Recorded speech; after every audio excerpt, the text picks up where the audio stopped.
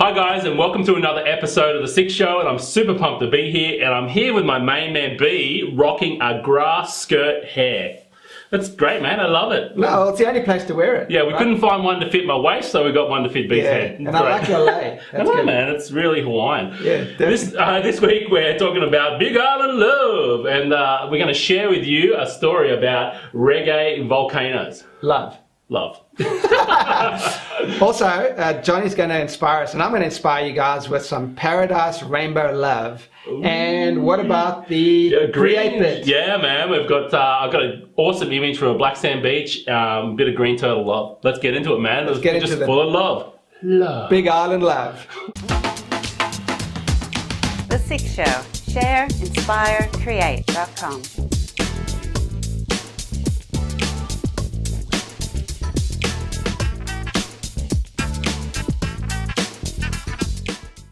Share.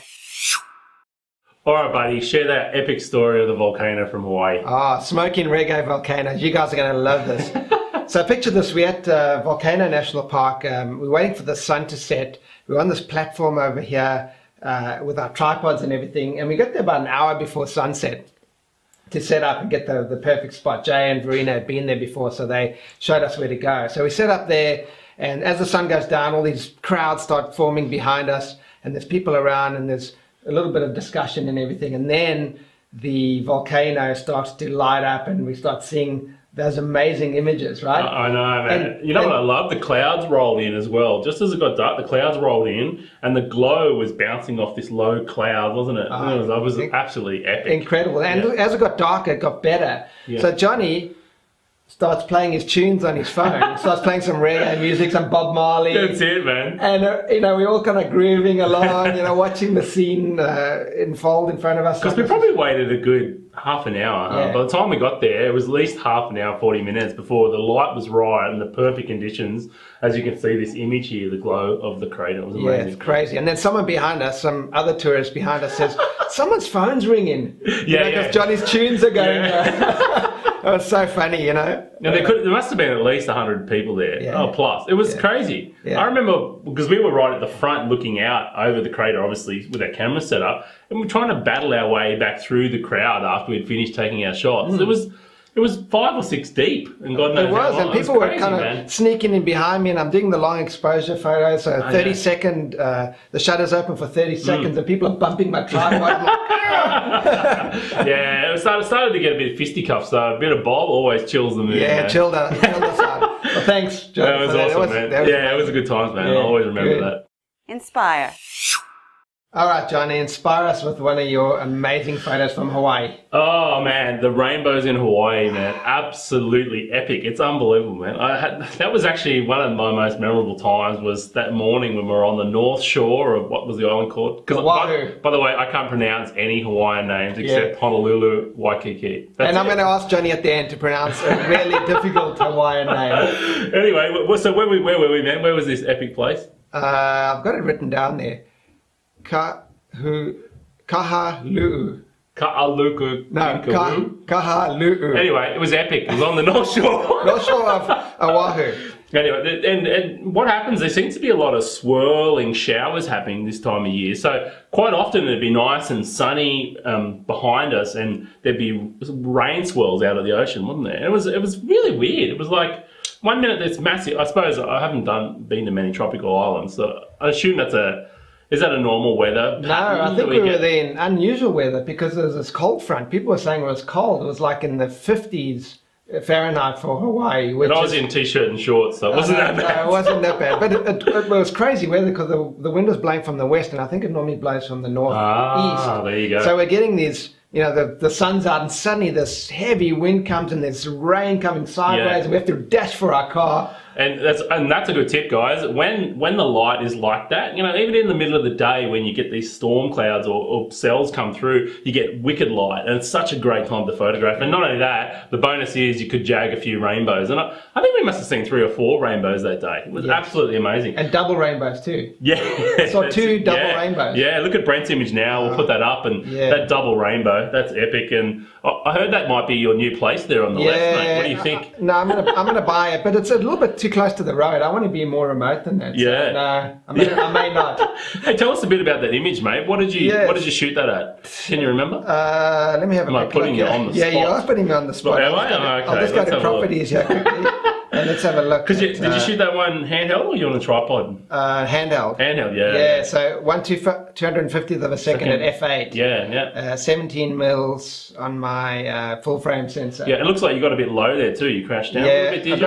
I got low to try and get the rocks in the foreground. Yeah. And have the beach, go back like that. Beautiful, mate. The waves were coming in and out. Absolutely epic. The double rainbow with the house on the end. And Johnny was actually in the car editing something. We were putting together the SIC lounge. I know, putting together our logo for our new project that's coming up, guys. We're super excited about it, aren't we, buddy? Anyway, more on that a bit later. So tell us about your rainbow. Yeah, so I can't remember what this island's called because I can't pronounce a Hawaiian name to save myself. Lucky I knew where the airport was to come home, otherwise I'd still be there.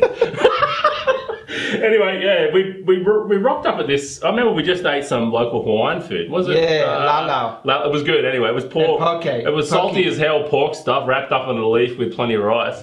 I couldn't. I'm a big eater. I couldn't eat half of it. Yeah, no, it's great. The rice is like this, and then they put the pork in the lau. I remember when he gave me it. He dropped it off into my hand. On the table, I'm going, man, I can't eat all this, bro. Yeah. Seriously. Anyway, back to this. We pulled up this little boat ramp, and there was some locals there, and a wicked dog. Remember that dog? Dog on the back of it. I'll put it in. Yeah, we'll put it. Oh, that's right. You got an image. Yeah, epic. Anyway, we pulled up, and we're just having a look, and then all of a sudden, this wicked rainbow just came out, and you can see on my image here. There's like I don't know what you call that, a rock island pinnacle, and this rainbow coming out of basically the side of it almost, and it's just, I've actually got some other images where I've got the full panorama of the rainbow and the island, but just intense colours, and it lasted for ages. Yes. Normally you see a rainbow here, and if you're quick enough to get a photo of it, it's a miracle. Because by the time you see it, it's normally gone. But this one just stayed. I reckon 15, 20 minutes we were watching this rainbow. And it got better and better. So I was actually in the car because it was raining at the time when Johnny went out. Yeah. And then it lit up again, and I ran and got my gear. And I've actually got a little video on my phone that I took of Johnny at the end of the rainbow, so check it out over here. Yeah. Man, just look at the rainbow and behind Johnny. That's just wow, Johnny. Actually, you're right at the end of the rainbow. Am I? Yeah. That's what they say. There's a Johnny at the end of every rainbow. That's cool, man. And what I want to say is I actually shot this handheld as well. So I was at a 60th of a second, f8, and I was about 105 mil. So I zoomed right in for this one because it was a fair way away. The other tip I'll give you here too, guys, is put a polarizer on when shooting the rainbow and have a play with it, because what the polarizer does, it knocks down that refracted light, and it doesn't actually bring the rainbow out. It reduces the light in the sky, which then makes the rainbow pop. So polarizer is key for shooting rainbows. It's absolutely a must. Definitely. The difference was crazy, wasn't it? Because I didn't have a polarizer on first, and I took a couple of pictures, and then I ran back after you said put a polarizer on. I ran back to my car, screwed one on the front, and then it was just so much better. Yeah, so rainbows with polarizers is great. Oh, it's a must, yeah. And it just makes the blues pop, and the colours in the rainbow absolutely stand out. So, yeah, mate, that was absolutely epic. Oh, that's a great, inspiring shot, Johnny. And definitely, guys, if you go to Hawaii, go to the North Shore of Oahu and see if you can jag a couple of rainbows. Really for sure. Yeah, rainbow love. Create. All right, Johnny, show us how you created that amazing turtle image at Punalu'u Beach. Punalu'u. The black sand beach. The black sand beach. On the big island of Hawaii. What's the first time I've seen a black sand beach? It's absolutely amazing. You know what I love about it? The contrast between the foam coming in from the waves and the black sand beach. It's like nothing I've ever seen. Yeah. Absolutely amazing. And to add on top, guys, you can see this image I've got up on the screen now. This is a green turtle, and I think we went there 2 or 3 times on our trip, and they were there every time. Twice. Well, there you go. So we went there twice, and the turtles were there every time. It's amazing. Apparently, they're there very regularly. And they come out onto the black sand, and they come really close to you, even though they cordon the area off, and you've got to be like, 24 feet away or something. But if you just stand there, they come right up to you. What are you going to do? I know. Actually, the first time we went, I was standing on the rocks and just looking at one across the way. And next thing I looked down, there's one at my feet. Yeah. It was right there. Yeah. Kind of eating the seaweed off the rocks. Yeah. But this one, anyway, he was just chilling. He was ready to pop back out and go for a feed. But Anyway, this guy, I shot this handheld again, guys. I was at ISO 320, 1/320th of a second. Say that again. Anyway, How do you say that in Hawaii? I don't know, man. It's really Luhu. And I was at f6.3. Like, I probably would have shot this a bit wider, but unfortunately, the lens I carry is now this is going to test me. It's a 28 to 300, so it's quite a broad spectrum. The reason I carry that is I don't shoot a lot of wildlife, but that lens is perfect for picking out the details in landscapes. Getting in really because you're normally shooting f8 anyway. Yes. You know what I mean? Yeah. So I don't like to push this thing to its limit. I could have opened it up to 5.6 at that focal length I was at, which was 56 mil. 56 mil. Actually, I probably could have been at 3.5 because it's a 3.5 to 6.3 to 5.6. Okay. Yeah, that lens I've got. So it's not the quickest lens, and that's a good tip, guys. You don't always need the greatest and best gear and the fastest 2.8 lens to get great shots. Like, this is still, and I'm really excited about this image, you know. And if you cut back over the image now, you can see, as I mentioned earlier, the white foam in the top right hand of the frame. And I really love that. Just touching his left flip. Yeah, it breaks up. It breaks up. A couple of frames later, he caught that in the gob. Yeah. But anyway. I was actually trying to capture that. Oh, I was really low down trying to capture the white foam hitting them in the face. That's epic. So you can see, even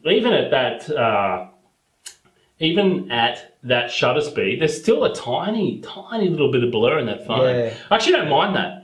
I like that look. And that's 3/20th of a second. Okay. Yeah, 320. Thanks, Brent. Yeah, I know photography. No, anyway, but you can see the other thing that would have been nice too, guys, and a bit later on, if I had to crack the same angle, his whole shell would have been wet. You can see there's a piece there that isn't wet. Still happy with the image, but you know, when you deconstruct it, there's things that you could have done better. Definitely. One thing I'd highly recommend here too, guys, is putting a polarizer on. Polarizer made all the difference with these guys. It cuts back that refracted light. You can actually see in the bottom right there's some blue light here because this is the middle of the day. Yeah. You know, you can see some blue light there reflecting off the sand. That is a lot worse. From the sky. Yeah, from the sky. Yeah. Yeah. So that light is a lot worse and a lot harsh on him as well. Not only that, it makes those yellowy tones and that on his skin pop even more. So yeah, mate, polarizers, I tell you. This should be an episode about polarizers. Yeah, Not Hawaii. Yeah, Hawaii polarizers. Anyway, but seriously, yeah. I mean, if you were going to buy your first filter, or I wouldn't. The first filter I'd tell you to get is a circular polarizer. Yeah, I'll tell you, definitely. mate, because it's something you can't reproduce in post. Yeah. You know, a lot of things you can do in post. You know, add a grad to the sky. You know, bracket and blend in post and things like that to capture the full dynamic range. You know, instead of using like a grad filter or a GD or something. But yeah, I'll tell you what, the polarizer made all the difference. And on this trip, I think I used it so many times. Like, it was just really, really valuable tool to have in your kit. And you can see, you know, a beautiful image and not shot with actually I shot this, that's the other tip. I shot this with a D7000, which is a crop body, and it's quite an old camera now. You know, it's just my second body that I carry. And the lens, you know, it's like $1,000 lens. And like I said, it's a very wide, it's a high range focal length, so 28 to 300. And it's not a fast lens at all, guys, but you can still get, you know, with the right technique, getting a little bit low, you know, getting down to his perspective a little bit, using a polarizer. And you can still get some nice images. Great it's image. amazing. I think that's the only regret I have of going to Punaluu Beach, the Black Sand Beach, was I was shooting with my 135 f2 lens. Beautiful lens. Yeah. Beautiful lens, but it's got a different diameter, front diameter. Yeah, I need a step down ring. Yeah. I don't have a step down ring, so I couldn't put my polarizer on it. Yeah. And all my images were without a polarizer, but I was trying to get really close details of the turtle's face and all that. But I wished I had a polarizer on it. So you can't go back and get that because now we're a few thousand miles away. Next time.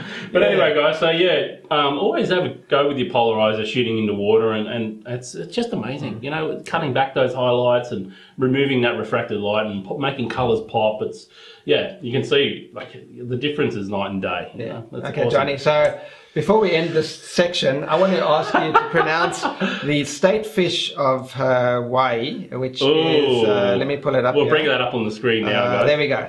It's it's a state fish. It's a pretty looking fish. Okay, so pronounce that word. It's hama hama naka waka kuka kuka ua pua.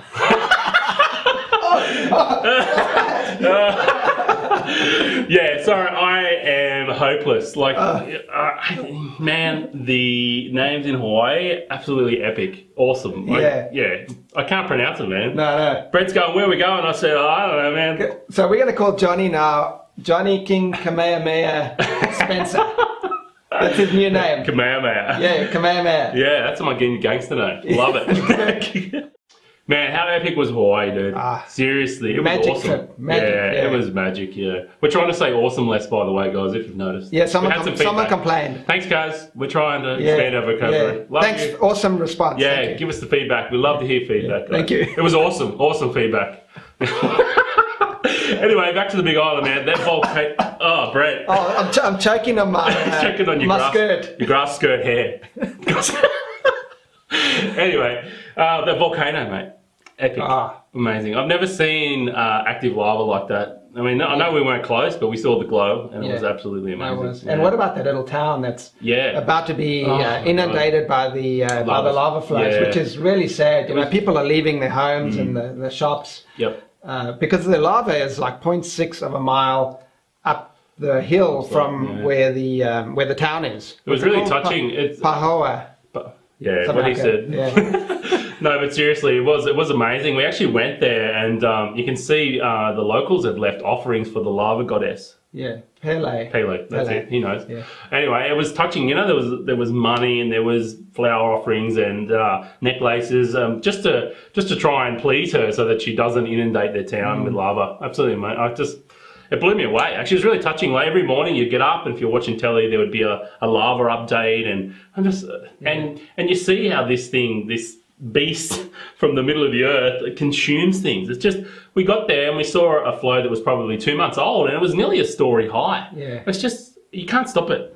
You know, the power poles, they're buried up halfway up the pole. You know, and sometimes that's not enough. Yeah, you know, like to stop the pole from actually burning. That's right. The wooden pole that holds the power lines is got insulation around it. Yeah, rocks and concrete and it was just crazy. It was unbelievable. People living in that situation, and it's a slow thing too. You know, it's a slow beast, isn't it? So hasn't that lava been flowing since the 80s? Something like that. The lava flows. So basically, you've got the main crater, but down the slope, they've had, I don't know what they call it. I'm going to call it a blowout.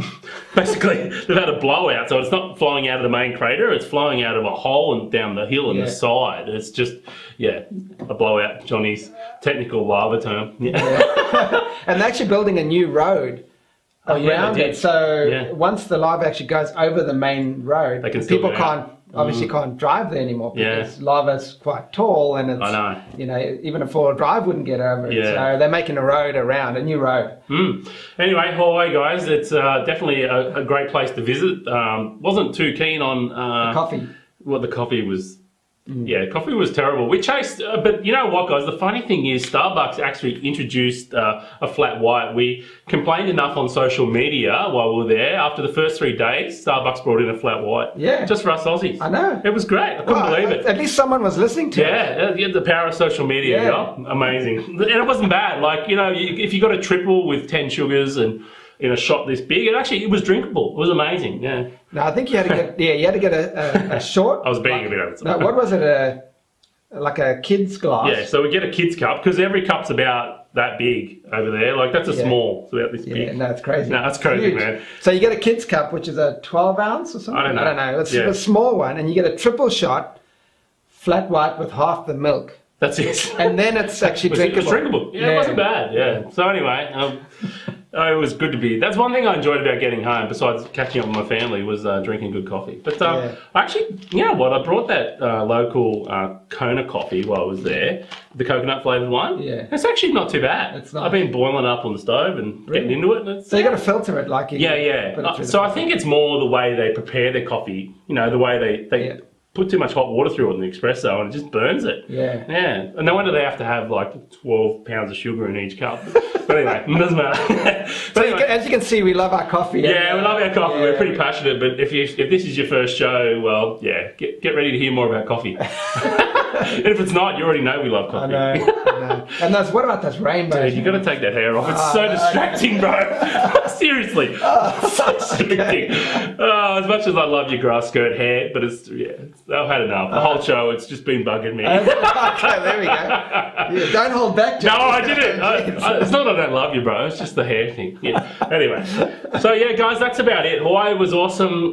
We've got more stories and images to show you, I'm sure, and more shows coming up. But I would definitely recommend you get there. Yeah. Definitely the Big Island, Big Island, because it's so diverse. On the east side, they've got the rainforest and just beautiful, lush vegetation. On the west side, it's like the blowholes. Amazing. Yeah, absolutely amazing. And the climate change, like we drove through the centre, the two big main peaks that I can't pronounce. Mauna Kea or something? One? Yeah, that one. Anyway, but it's seriously, people are on the beach at the coast in swimming and surfing, and then we drove up between these snow-capped peaks, and it was just freezing. Like, it's just such a climate change.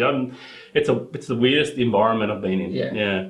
But cool place, definitely for photographer. Yeah, definitely awesome. Worth going to the Big Island or any of the islands in Hawaii. Yeah, for sure. Awesome. Awesome, guys. So, as always, please, we need your support. If you want to support the show, go to iTunes and give us a rating if you love the show, and leave us a comment. They are really, really important. I can't stress it so much. If you want to support us and support the show somehow, please open your iTunes. I know a lot of us don't these days, but open your iTunes, go to the store, search for The SIC Show, and leave us a rating and a comment. It's going to help us build our viewers and keep this show running for you guys. So that's really important, mate. Definitely. And also join us in the SIC Lounge. Yeah. We'll have a link below here. We've just put it together. Something big is happening. Something big is happening. Well, it might have happened by the time this comes out. Oh, maybe it has. There we go. Anyway, guys, it's been another awesome show. We love doing this for you. Yes. Don't worry. Big Island Love, man. Look at that. man. Look here. Yeah, last show of the Big Island Love. We got our stickers. Yeah. Anyway, so there you go. Epic, dude. Awesome. Awesome show. See you Thanks for next watching, week. guys. Bye. Have a great week. Mahalo. Aloha.